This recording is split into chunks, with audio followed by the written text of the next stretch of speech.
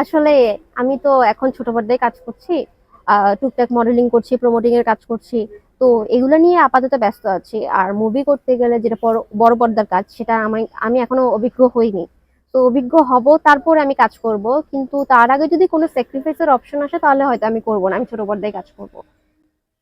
আপনার স্বপ্নের নায়ক সাকিব খান, সাকিব খানের সাথে কাজ করার জন্য আপনি নিজেকে কোনো স্যাক্রিফাইস করতে চান না? না, তাও করব না, কারণ আমার নিজস্ব আলাদা একটা প্রফেশন আছে, আইডেন্টিটি আছে, সবাই আমাকে চিনে এমনিতেই। তো আমার দরকার নেই ইভেন্ট থেকে গিয়ে, ইভেন্ট টা তো আমি এমনিতেই পছন্দ করি, আমি সবার সামনে ওপেনলি বলি। তো ওই জিনিসটা যদি আমি আবার করি, তাহলে তো সেম হয়ে গেলাম ওদের মতো। এই জন্য আমি ওই জিনিসটা যাব না। ইভেন্টে কেন পছন্দ করব? আমার তো পছন্দ হচ্ছে, আমি যাকে বিয়ে করব আমি তার সাথেই থাকবো, আমি আদারওয়াইজ কারোর সাথে যাব না। আর আপনারা যেহেতু জানেন যে আমি একটা প্রফেশনে কাজ করছি, আমি অ্যাজ এ প্রফেশনাল ডিজে হিসেবে, প্রমিনেন্ট ডিজে হিসেবে বাংলাদেশে কাজ করছি। তো আমার মান্থলি ইনকাম ফেলাই দিলেও 5 থেকে 6 লাখ টাকা থাকে।